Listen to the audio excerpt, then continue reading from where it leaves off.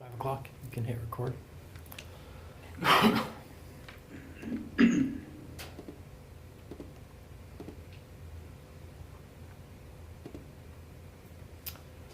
All right, hello, my name is Hunter Thompson and I am the Director of Telecommunications and Connectivity with the Public Service Department.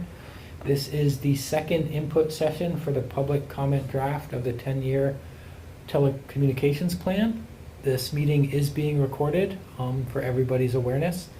So I'd like to give a brief overview of how this is going to work. Basically, Alex will go through a slide deck which will give a brief overview of the plan and some of the recommendations, and then we will open up the floor to input on the plan. I just want to add the caveat that this is not an open discussion. We're here to solicit input, so we are glad to accept your input verbally or in writing. If you'd rather, you can email it to me or the PSD.telecom email address on the website, and we will answer the questions. But this is not a session where we're going to have a long, drawn-out back and forth. Also, welcome FX. I see you joined. Glad to have you. Aaron has checked the line outside, and I guess there's no one to come in, so we'll get started. And Alex from RISI will take it away with the slide deck. Great. Thanks, Hunter. Again, I'm just going to quickly hit some of the highlights of the plan for context and to prompt people's thinking. This presentation is not going to be a comprehensive overview of what's in the plan. I'd encourage you to read the plan and provide comments however is most convenient. So today I'm going to start by just talking a little bit about the context of this 2024 plan. Give a quick overview of some of the pieces of research and analysis that went into creating the plan, and then discuss some of our findings and recommendations in some areas of particular note. You can go to the next slide, Harley. So, as with every year, the plan is guided by the telecommunications goals in Vermont statute, and it's also guided by the process for this plan that is also in Vermont statute. What's fairly unique this year is that between the last plan and this plan, there has been incredible federal resources made available for various parts of broadband deployment, ARPA, Capital Projects Fund, and BEAD plan, BEAD work. Along with that, those resources, the federal government in making those resources available, particularly the BEAD resources, have also required that states put together very specific plans for using those resources. And what that means is that as we were creating this 2024 plan, there was a parallel process happening dictated by federal legislation to create a plan to deploy the BEAD resources as well as a digital equity plan. So as you all probably know, those plans were being created simultaneously by the VCBB. And so what we did with our plan here is we made sure to address all the statutory requirements again in BSA 202 C and D. However, we placed a special focus on the elements that were not simultaneously being covered in the BEAD planning, so as to be efficient with resources, but also because the BEAD plan had very specific, the BEAD resources have very, very specific rules attached to that we could not supersede. Next slide. Again, here's a quick selection of some of the elements, research that underpin the plan. We did a landline and cellular phone survey of a statistically significant sampling of Vermont residents. We also did online surveys of businesses, healthcare professionals, and public safety professionals. We interviewed a large number of public and private stakeholders involved in telecom. We performed a statewide mobile wireless engineering and coverage analysis, and you'll see some of the implications of that in today's presentation. And we also did an input-output analysis, which is essentially a mechanism by which you can understand workforce gaps based on anticipated levels of spending. So again, just a selection of some of the pieces that went into the plan. Harley, you can move us forward. So In the findings department, one more slide, please. The headline here is probably obvious to everyone in the room. Fiber coverage is expanding rapidly. The data that's available to measure this is, continually grows based on how fast fiber is currently being deployed. But through our interviews and conversations, we certainly had a few small challenges identified that made its way into our analysis of the plan and recommendations. So again, according to the data and according to the planning work that the VCBB is currently doing, Vermont is on track to pass all on-grid premises by 2029. Of course, we have 5 years or so between now and then, but as of now and current projections, that should be correct. We found that Vermont does need to grow its broadband construction workforce. This is a section of the workforce that shrank but prior to 2022. And if we expect the state to spend about $700 million in fiber deployments from here through the end of 2029, which is the upper end of that estimate, it will require growing the workforce by about 750 workers according to our calculations. Not all of those are line workers. That's inclusive of the top 12 categories of occupations that impact or are associated with broadband construction. Another important finding that we heard from several stakeholders is that fiber infrastructure owners may need to bury portions of their network in the next 10 to 15 years as part of utility hardening practices. But there's uncertainty about processes for that, as well as costs and responsibilities. And another notable thing is, actually partway through the creation of the plan, the Agency of Transportation stopped issuing right-of-way permit waivers which they had been issuing for broadband builders in unserved areas. And so that increased the cost of deployment in those very sparse, hard-to-reach areas. Moving on, mobile wireless, overwhelmingly, stakeholders reported that service as being critical. And based on an analysis of the data, there's been very little expansion over the past 5 years. So 80% of businesses indicated that the mobile wireless coverage is not adequate at the moment for their business needs. There's some very interesting kind of further responses to that survey about the customers and the employees that all use mobile cellular for their jobs. And 64% of the residents in the survey of Vermont residents strongly agreed that the state should use public funds to improve mobile wireless coverage. Speeds have actually increased quite a bit. Oops, sorry, a little bit left on this one. Speeds have increased quite a bit since 2018, according to the drive tests performed during that period. But coverage areas have not seen many improvements at all, and approximately 412 miles of road in Vermont don't have mobile broadband coverage from any provider. So that's across AT&T, Verizon, T-Mobile.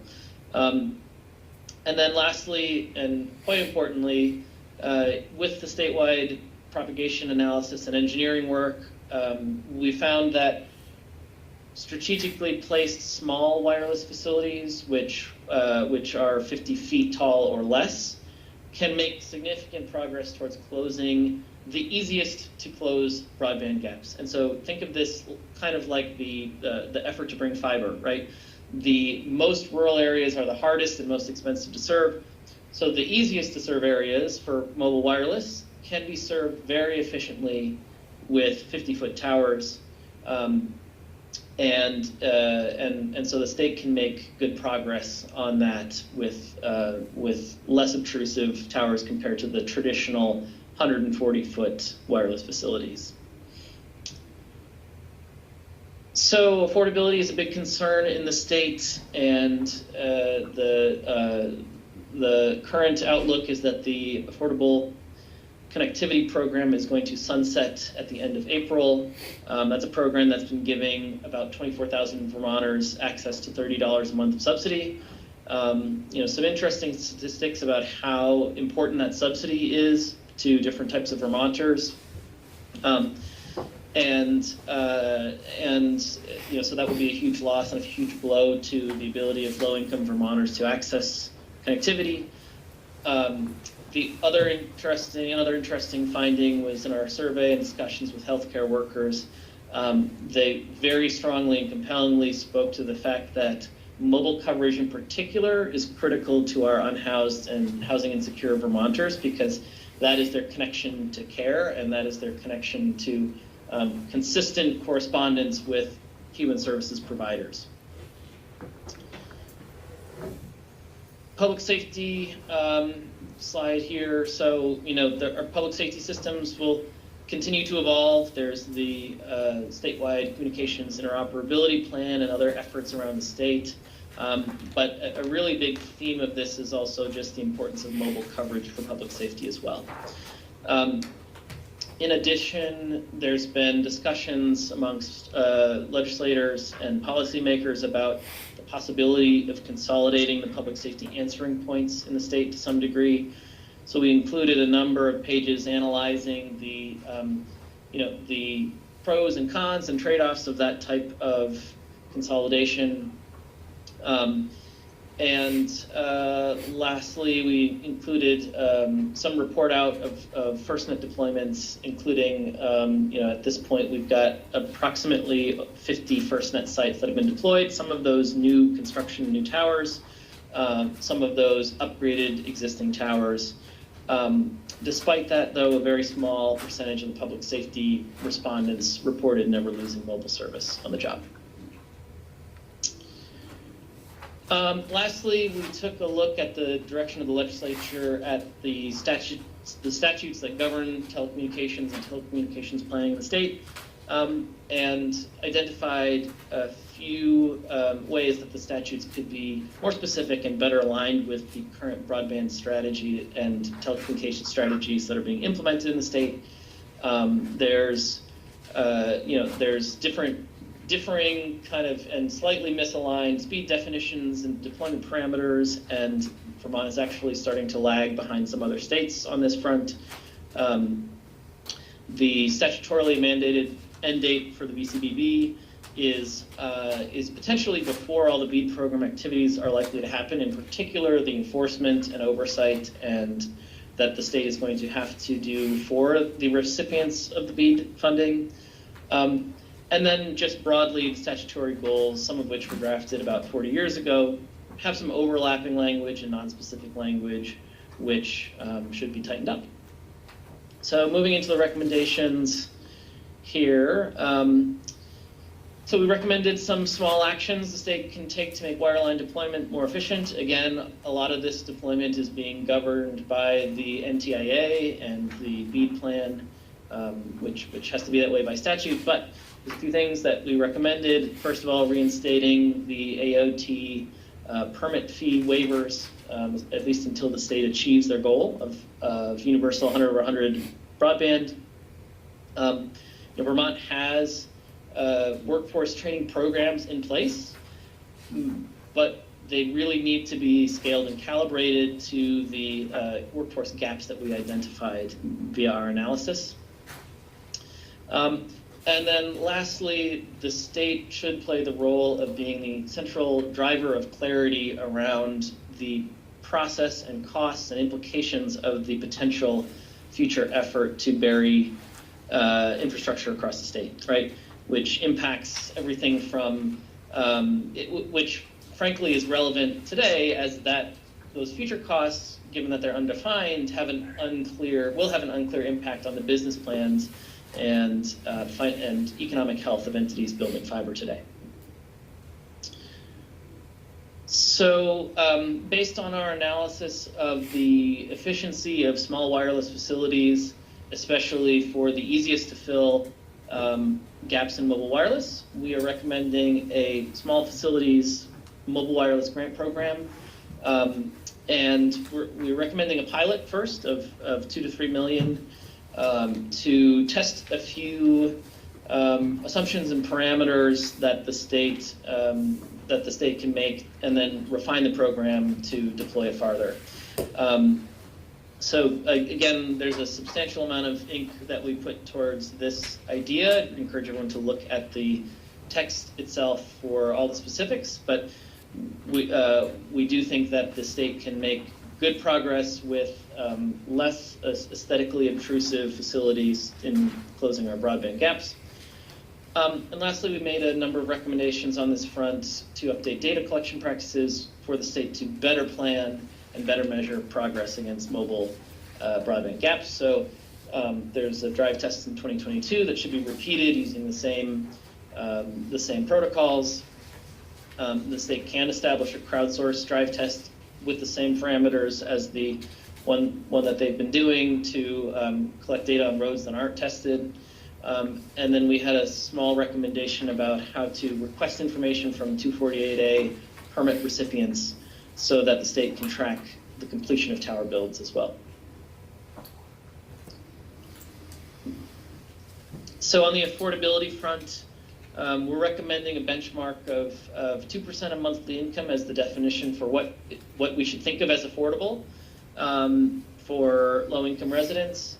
And there's kind of charts and examples in the document demonstrating exactly what that is.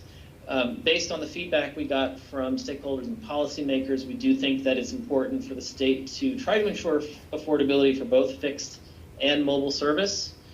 And so because of that, should the state replace the sunsetting ACP program, we're recommending a program that provides $67 a month to qualifying Vermonters to support both a wireline and a wireless broadband subscription.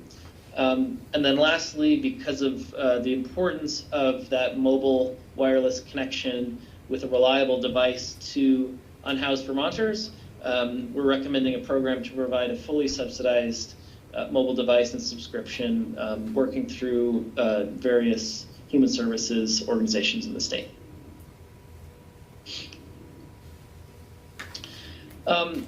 In the emergency communication systems category, one of the biggest barriers is simply there's elements of the skip that are yet to be tackled, and it's really a funding barrier. Sometimes there are federal grants available, but where they are not available, the state should be the one to step up and fund those activities. And lastly, if the stakeholder is considering pushing for PSAP consolidation, read our analysis of the implications of that, both the pros and the cons, and believe that it's worth moving forward. The next step is to fund a dedicated consolidation plan, which will outline the specific costs of consolidation and then long-term savings. Lastly, on the statutory front, there's a few ideas for how to modernize statutes to better guide practices. First of all of the critical telecommunications statutes need to be in alignment. Act 71 was the most recent piece of statute, and so presumably that's where the other pieces of statute should be brought into alignment with that. But it's also an opportunity to reevaluate the goals more broadly. We do recommend that the VCBB's sunset date be extended to make sure that we're able to provide adequate oversight and monitoring of BEAD deployments. And lastly, with the telecommunications goals, the 10 goals, which, as we noted, are occasionally vague or non-specific and misaligned with current state strategy, and we recommend obviously updating those. One small example that we included here, the state should be promoting and measuring the benefits of competition, which are better speeds, lower costs, better customer service. And that should be the goal that the state sets its eyes on, rather than competition for competition's sake, given the strategy the state has chosen, which is to empower CUDs in our unserved rural areas, and given the financial difficulties of making the economics work in those rural areas, and that it is hard to support one provider, much less multiple. The goals could be recalibrated to the potential benefits of competition rather than competition itself. I think that's the end of my slide. So Harley, you can pull that down and we'll go into the comment and feedback portion. And If you have your comments written down as well, we would appreciate them emailed, just because the transcription sometimes doesn't capture everyone's words exactly. Great. Thank you, Alex. So as Alex said, we'll move into the public comment portion. We're all adults. Let's make sure we keep our comments civil.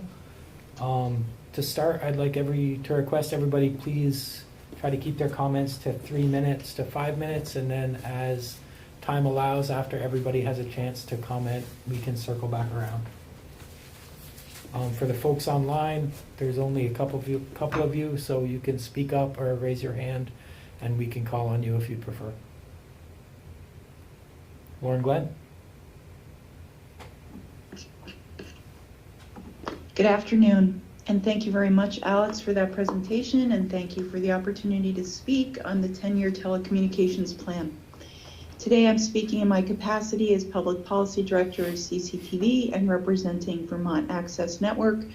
As you know, I think a mutual aid society of Vermont's 24 access management organizations, also known as community media centers.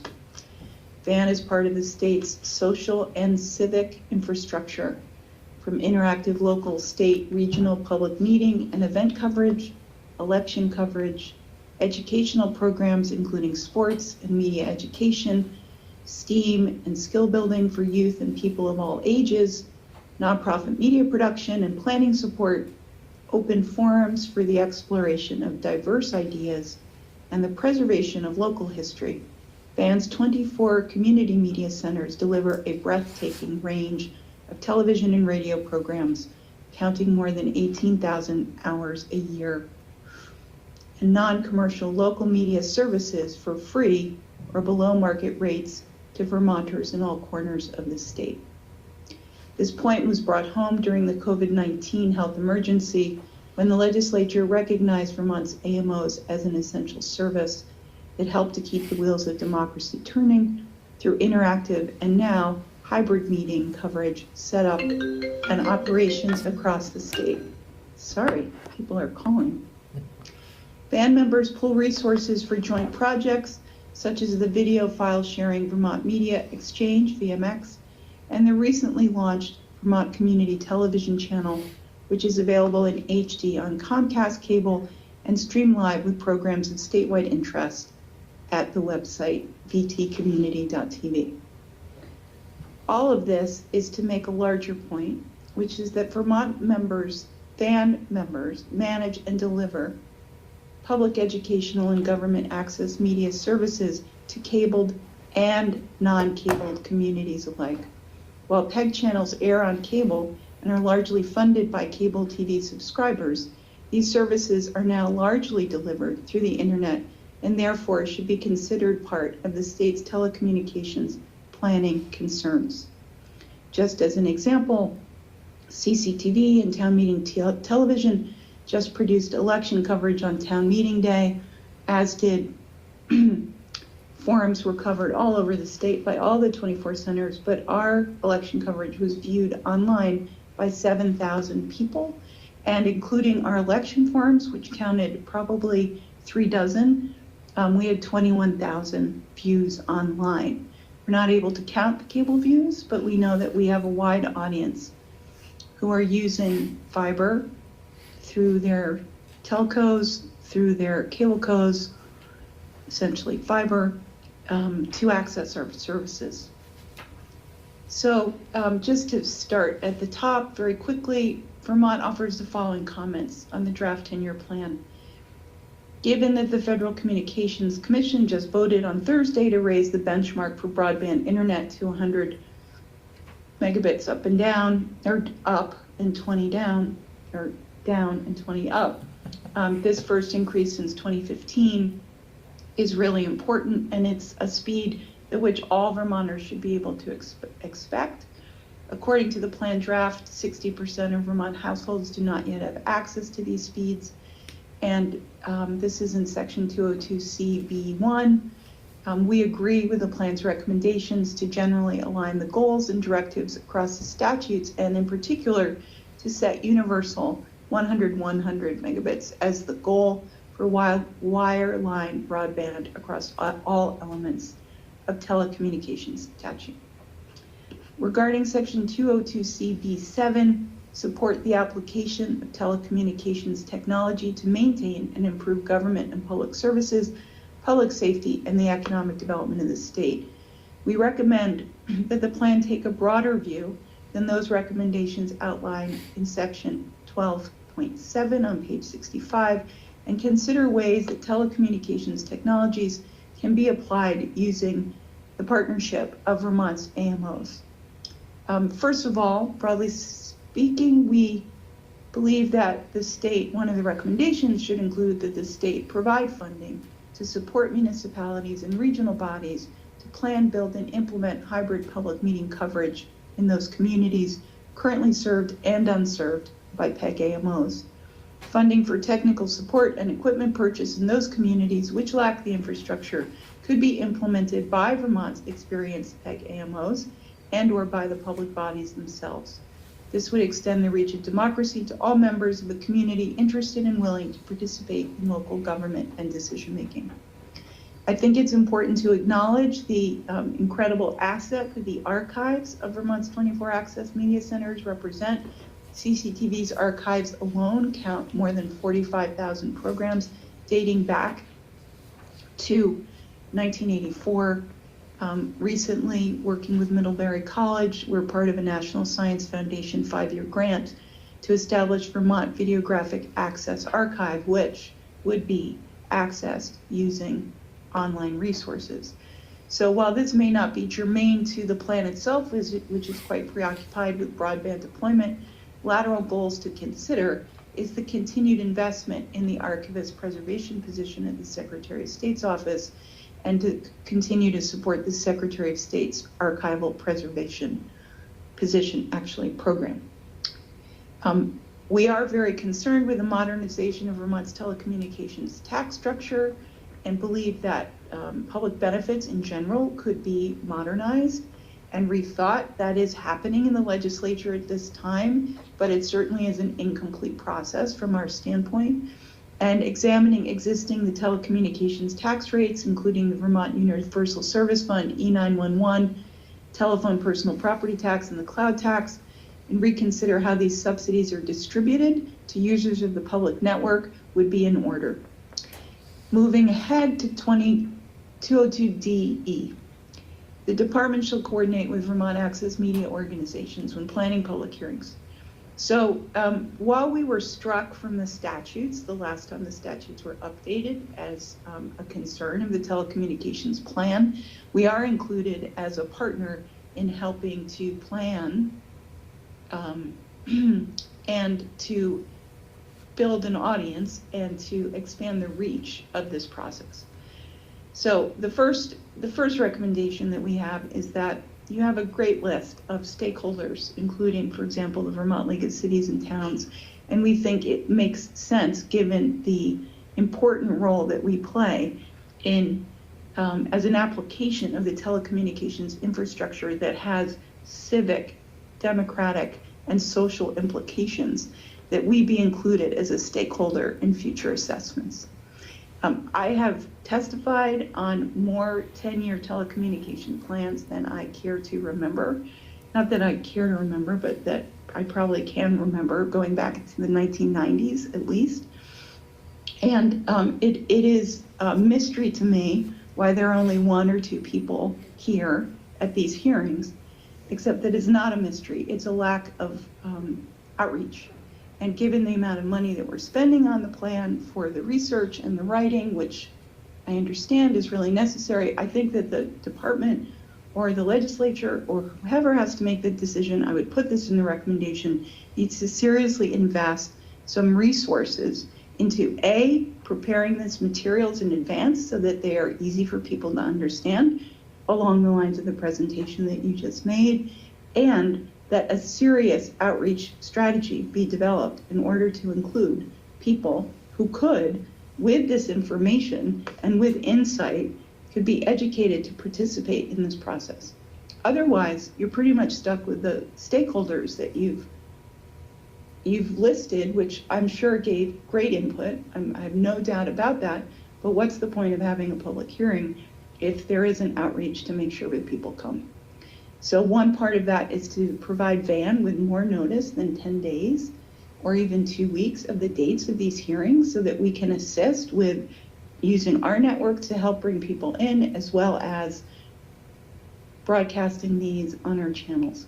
But in particular, to really think seriously about who are the groups, the advocacy groups, the organizations that represent low-income people, that represent public safety, that represent older people. All of these advocacy groups have constituents, and those constituents need to be mobilized in order to weigh in on these questions that affect where they live, where they work, and essentially their existence, functional existence in the state of Vermont. So thank you very much for your time. Thank you, Lauren Glenn.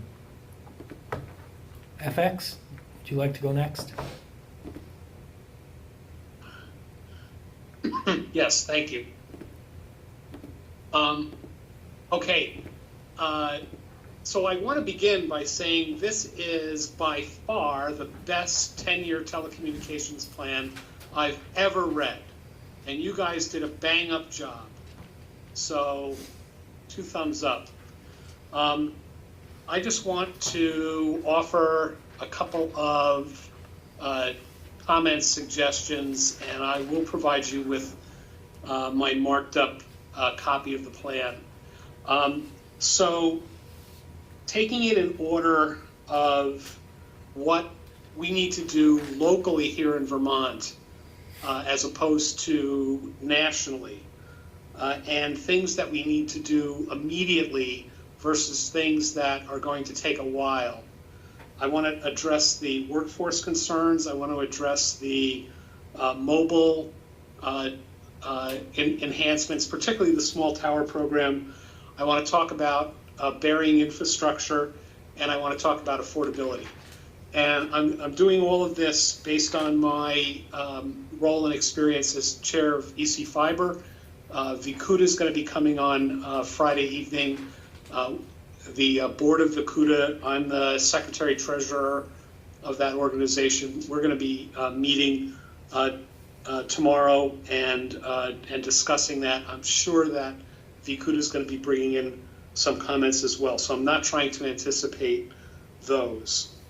All right, with respect to workforce, you know, the VCBB and the state colleges got serious about working on this, and it's been a very, very tough row to hoe.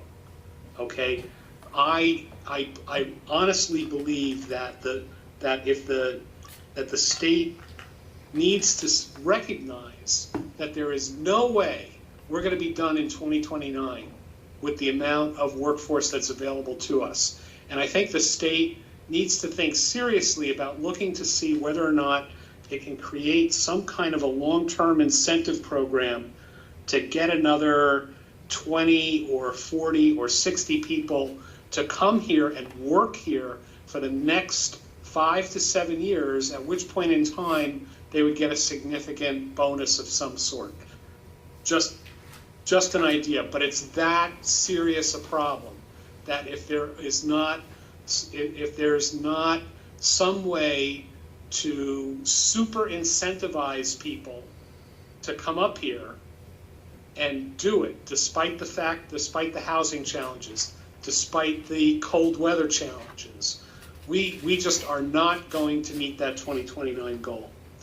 Okay, secondly, with respect to the idea of the small towers. Now that pilot project is one that relies on EC Fiber's fiber in that area, and EC Fiber would like to go ahead with this. I know Mac Mountain would like to go ahead with this, but nobody wants to put up that $1 million, $2 million, $3 million to get it off the ground and see, you know, whether or not this can really work, because there are open questions about what kind of revenue will flow through. Will it be enough to sustain it in terms of any repairs, equipment upgrades, things like that. In concept, it looks like it should work, but there's a limit to the willingness to invest in this idea without knowing that the state's kind of got our back. I think that because face it, if this proved out and it would make sense on its own, there would be private capital available, right? And the state wouldn't have to get involved. So it's a really inexpensive way for the state to find out whether that'll work. I also saw a few things in this plan about CUDs and other small carriers needing to become carrier grade or enterprise grade.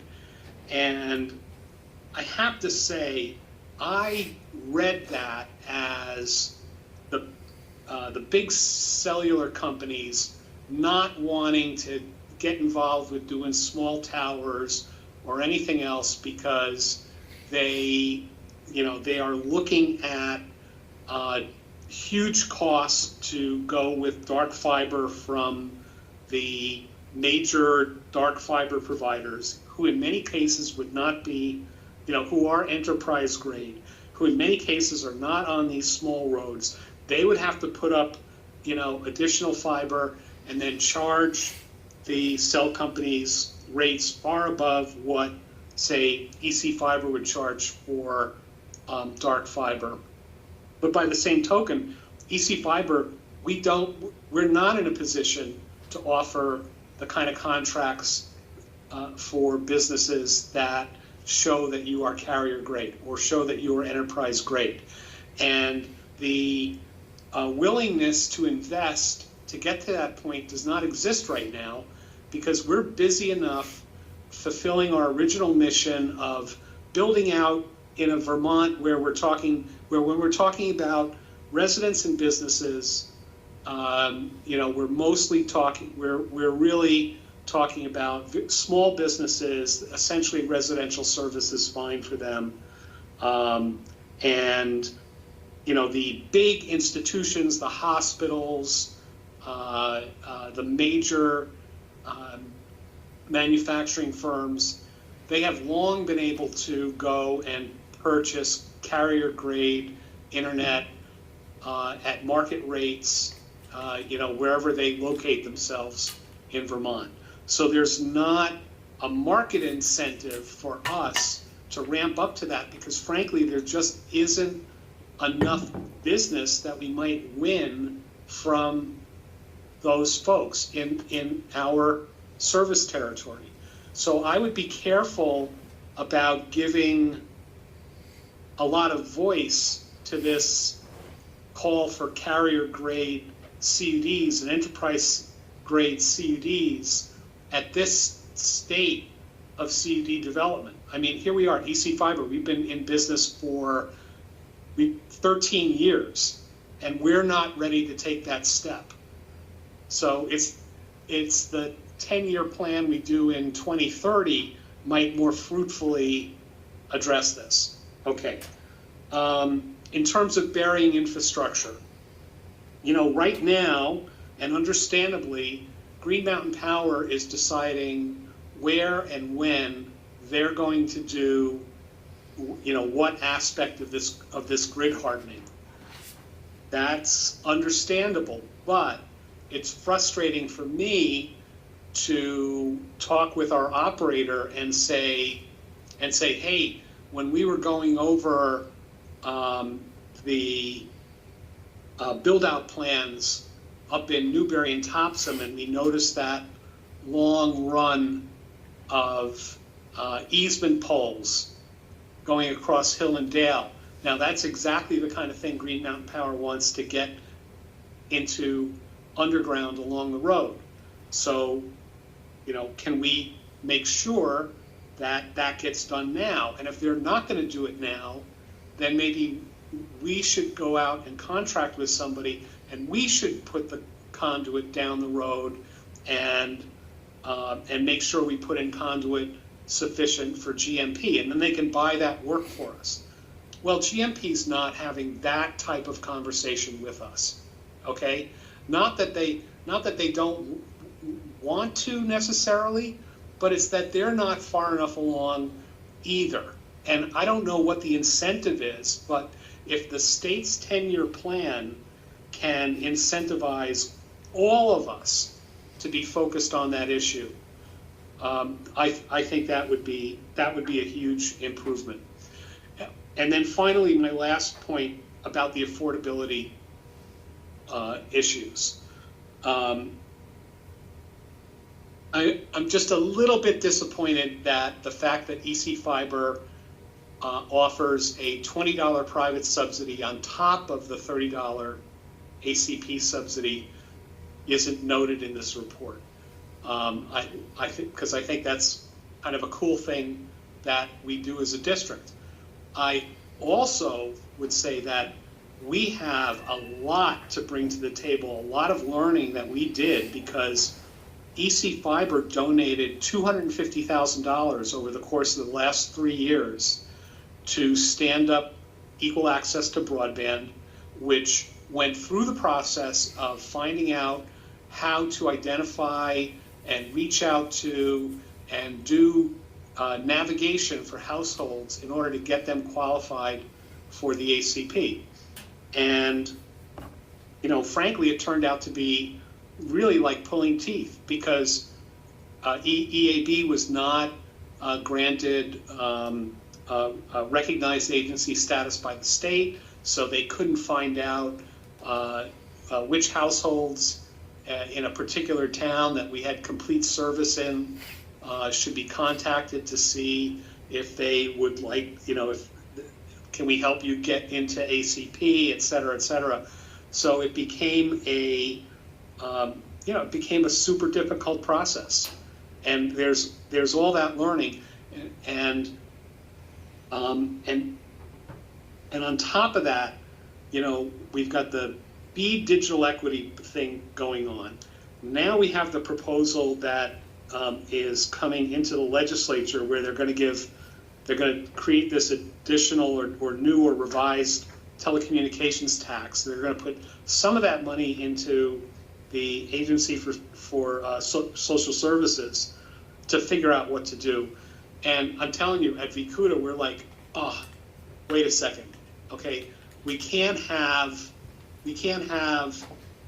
3 different things going on. We've got to get all the stakeholders together at a table. So VCUDA will be recommending to the legislature that they establish a study group that makes sure that every single stakeholder in the state who either knows about how affordability actually works on the ground with a customer and an ISP, to how households can be identified, i.e. the capstone agencies, to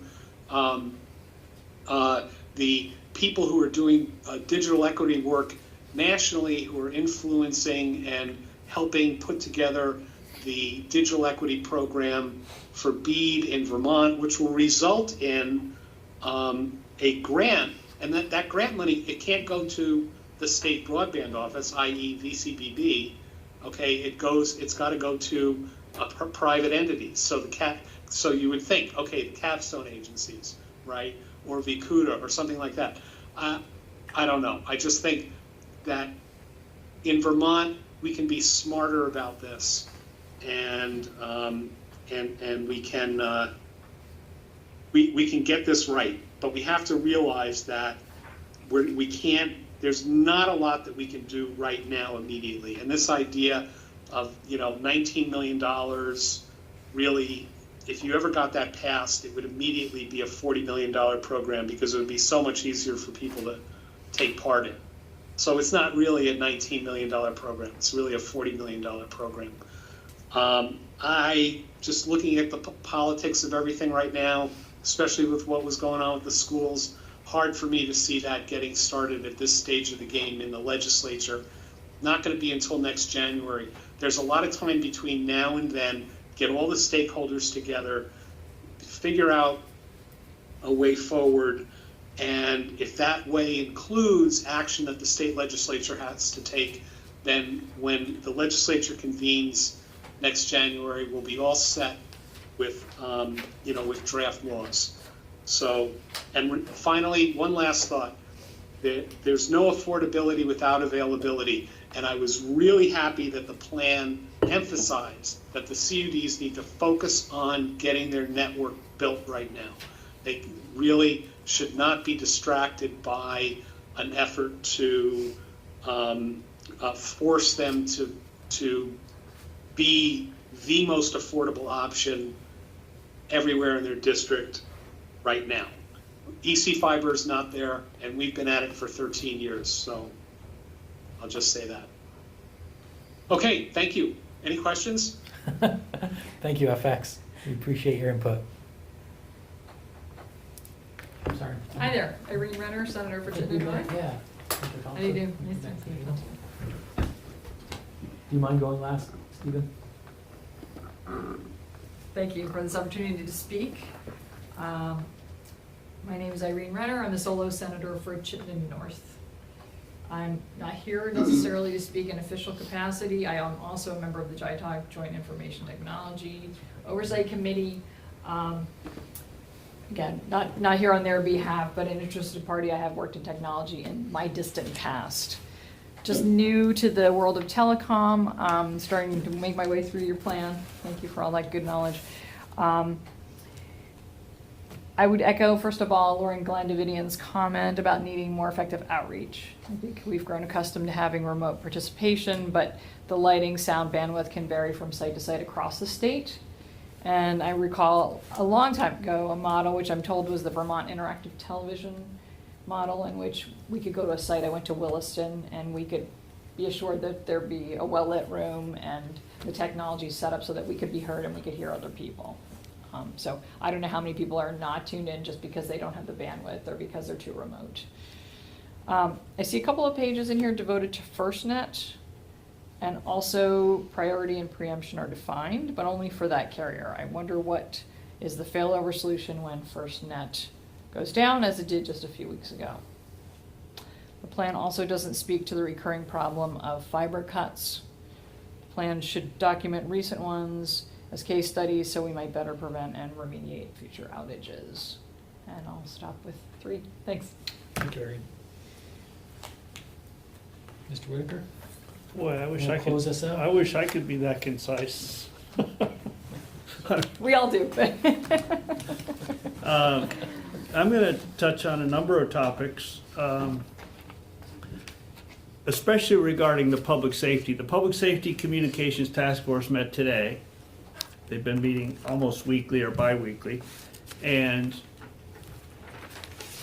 what's lacking in that regard is, again, I'll point it at the deficiencies of prior plans. We could have by now established in a plan 2 or 3 iterations back what the architecture for a statewide public safety network. Building from the state microwave network, which is kind of the last resort when all the grid collapses. It's generator protected, it's line of sight, it's fiber to those towers. I don't know whether it's buried or not, but presumably it is. If not, it should be. That's in effect may be the only way for us to deliver 911 calls and transport radio signals to towers after a big disaster. And beneath that is the state police statewide land mobile radio network that utilizes that microwave network for long haul, but also has fiber, media diversity. And then there's the regional networks.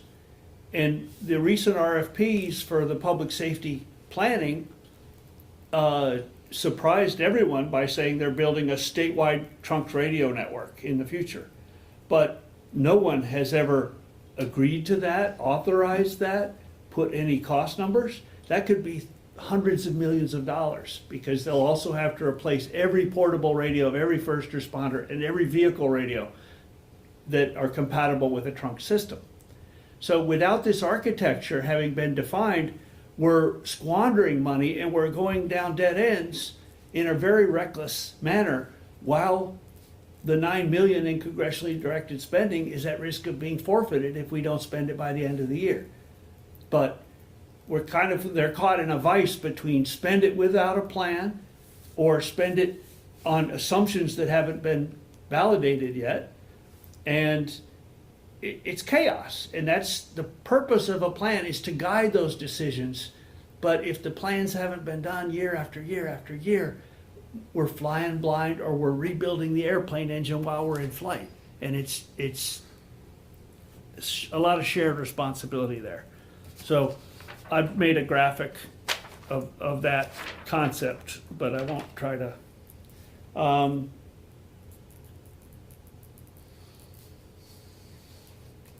The administration is interpreting the statute found in 3 VSA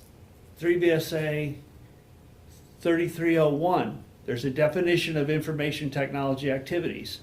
And that definition governs telecommunications network, because all telecommunications networks today are built out of information technology. Routers, switches, circuits, microwave, fiber, whatever. It's all information technology, including all the phone carriers, all the broadband carriers. It's all information technology under that definition. But yet, and that's what triggers planning requirements in 3 VSA 3303. Those planning requirements are to protect both the integrity of the planning as well as the finance. We've had lots of big IT disasters over the years, and I think we're headed for one again with our broadband investments.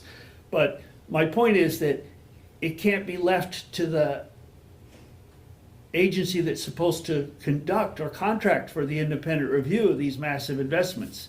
Anything over $1 million has to have an independent expert review. Anything over $500,000 has to have a whole series laid out in 3303, a series of elements of plans that are all to be on file at ADS. The problem is that they're claiming that these public safety IT investments are not IT investments, therefore we don't have to plan.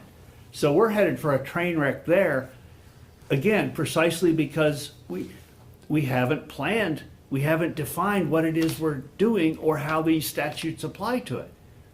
Similarly, Alex spoke about the statewide communications interoperability plan. You can't hold that hostage for more money. You've got a staff, you've got a department, we've got a telecommunications staff present in the room. Y'all should be writing the plan, not squandering $400,000 on a firm that cheated us last time. Y'all should be writing the plan, and if I have my way, we're gonna extend the deadline for this plan, conclude their contract, they'll take the money and run, and y'all will finish the plan and make it right this time, because they've proved that they can't do it. So the senator brought up the issue of the failure of AT&T and FirstNet. It failed for upwards of 11 hours on the 22nd of February. The governor opted into FirstNet in 2017, even though we had evidence ahead of time that there was not a disaster recovery plan. It was missing. They claimed that document was secret. I didn't think so. I thought it was essential to put it out there. The legislative committees refused to look at it. So here we are, 6 years later. This draft plan says that we don't have substantial more coverage than we did in 2018, but yet FirstNet claims they put 50 towers out there using our 25 million and our 30 million worth of band 14 spectrum. Those, both the 25 million cash from NTIA and the 30 million worth of spectrum, that's an educated estimate, would have been at our discretion to use to build a reliable RAN that would not have been vulnerable to AT&T's faulty update processes. So, this plan refers to the public safety, governance, and the SCIP as being governed by, it's so blatant, the misinformation in it. It refers to, it's being advised by the Emergency Communications Advisory Council. The Emergency Communications Advisory Council was created 4 years ago by executive order, but it's never had anybody appointed to it. So to be putting in the plan that this ghost empty council is advising on this stuff is absolute fallacy, you know? Why didn't y'all fact check this thing before you put it out for public comment? That's just one example, right? I've raised it, my last comment. Oh, I'm gonna pause for a second. The transcription that I received, even though it did have names in it, is useless. The accuracy of the transcription is useless. I asked the director of electrical planning. I believe there's a statute that requires, statutorily required public hearings to be transcribed professionally. These hearings are too important. But my way of viewing it, if y'all didn't do the prerequisite, you gotta start over anyway. You've gotta do the 10-year forecast. All the things that it says you have to do before you put the plan together, you've gotta go back and do those and then put a preliminary draft out. So I would ask you to read the darn statute very carefully, because I've been paying attention to it for 30 plus years, and it was only written like 35 years ago. So take heed. I did a public records request to the Department of Public Safety regarding the FirstNet outage, the AT&T outage, and I should have done it to you, Hunter, because it says the only people who got this email from Barb Neal were Hunter, Jen Morrison, Commissioner of Public Safety, and the E911 Board Chair, Roger Marcoux. Now they're claiming it's governor executive privilege, right? That it's about policy development, advising the governor the record is protected on operational decision-making and communication strategy. Well, regardless of whether it's executive privilege or not, how to prevent and what did we learn from this massive outage of the too good to fail FirstNet should have been in this plan. You know? You'll have to break executive privilege, breach executive privilege to put it in the plan. Because why did it happen? We can't let it happen again. We need to fail over to the other carriers with priority and preemption, you know? And that's a whole architecture that should be in the plan. Instead, you're advertising for Mac Mountain, ignoring VTEL's assets. You know, you're advertising for FirstNet, ignoring Verizon's assets with priority and preemption. This is ludicrous. Did y'all not catch these flaws? Right? Are you just taking whatever Alex and Reese feed you because they got the 400,000? Urgh. The CUDs are attempting to merge to better position themselves to compete for BEAD funds. BEAD funds are competitive based on the number of unserved addresses, and they fear that Consolidated or Comcast will win their share of BEAD funds because they have a greater concentration of unserved addresses within their reach that the CUDs don't have. And so by combining CUDs, this was done in Environment and Energy Committee today, by combining CUDs, they'll better position the quantity of unserved addresses to compete. But why didn't, when Southern Vermont CUD decided to partner with Consolidated, why didn't they put a prohibition, a non-compete clause in there and say, if you're gonna take this work, you can't compete against us for BEAD funds? It's like, who advised that contract? And how did you adhere to the statutory goal of competitive choice and open access in entering that contract? Instead of laying out strategies to accomplish the statutory goals of competitive choice for consumers and open access for competitors, this draft attempts to end around them. It says, oh, well, we'll change those. We'll get somebody to change those for us so that we don't have to have competition. But to pretend that we're going to accomplish the goals, I just heard this twice now. We're going to accomplish the goals of competition, meaning better speeds and lower costs and better customer service by granting monopolies when you've got no lever to accomplish those goals. It's a wing and a prayer. You're not going to. These are volunteer-run organizations. I'll jump to the carrier grade issue again. That requires engineers $200,000 a year engineers to do carrier grade. So the idea is an absolute fallacy that we're going to turn the CUDs into carrier grade, because they're never going to have the economics.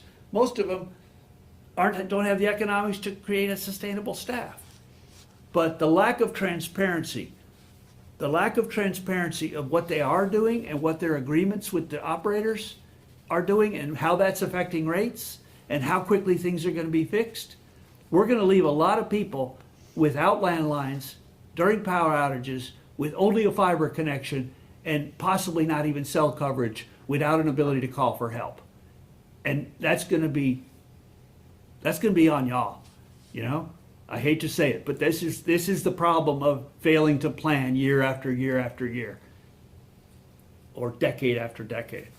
So I got just a couple more things. I We think are you're. at 6 o'clock, but I'm willing to go over.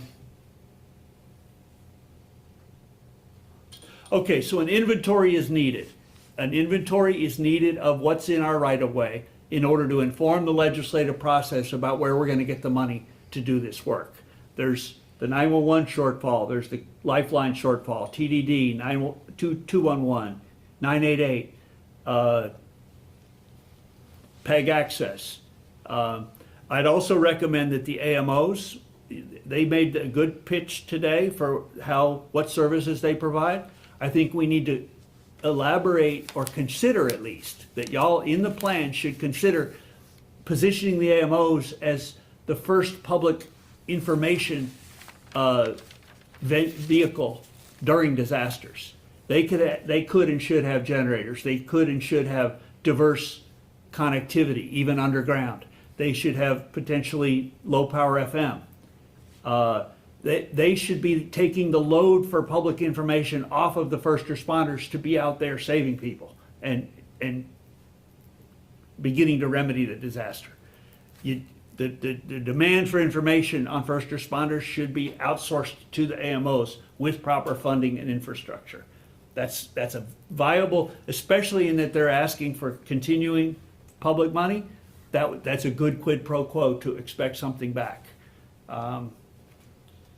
The inventory needs to be done statewide, and I believe that at this point, ignoring the electric infrastructure in the public right-of-way, ignoring the gas infrastructure, ignoring Velco, ignoring Green Mountain Power's fiber is a mistake. I think we need to inventory everything into GIS that's in our public right-of-way, and then tie that to a financial model and allow the legislature to then tinker with who's exempt and who pays what rates. But with that kind of a system, you can fine-tune subsidies and accommodations for new emerging competitors or CUDs or whatever, whoever needs the handicap.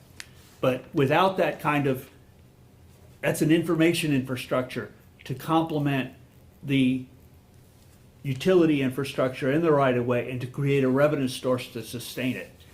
The neutral host model proposed, I believe there's some weaknesses in the Mac Mountain chapter, but the whole elaboration of neutral host options based on spectrum, based on shared radios or new ORAN, Open RAN radios, where the individual carriers could have their own infrastructure, needs to be elaborated, because there's a potential, and I've verified this, there's a potential to use those roaming agreements in that spectrum in a way that generates revenue to maintain the public safety radio network. This is something we really need to consider, because ongoing funding for this public safety communications is as difficult an issue. That stuff needs to be replaced every 15, 20 years. And so we're talking $100 million, maybe more, and then another $100 million. So we need to be really acting now to put the information infrastructure, which is based on a GIS inventory of what's in the public right-of-way. As far as secrets, there's just been some language crafted for a professional study by a lawyer and an engineer to tease apart all the alleged needs for secrecy. Deal with Homeland Security critical infrastructure, deal with trade secrets, deal with system security exemptions, but otherwise tease it apart. Even CUDs, they don't need They need secrecy of what they're gonna build next so that Comcast or Consolidated doesn't run out ahead of them. They don't need secrecy for what their operator agreement with Waitsfield is. You've just expanded the footprint of Waitsfield as a regulated ILEC by tenfold via these CUD agreements and fiber VoIP, and yet no new regulatory teeth at all. And yet, that's exactly what we should be doing with the backup power to make sure people can call for help in an emergency. I'll leave it at that. Thank you, Mr. Whitaker. With that, we are out of time and a little bit over. I want to thank you all for attending. We will be back here again next Monday. I'm not sure what that day is, the 25th maybe? Be back here the 25th for the final round of this. Oh, no. Everybody have a good night. Who's gonna make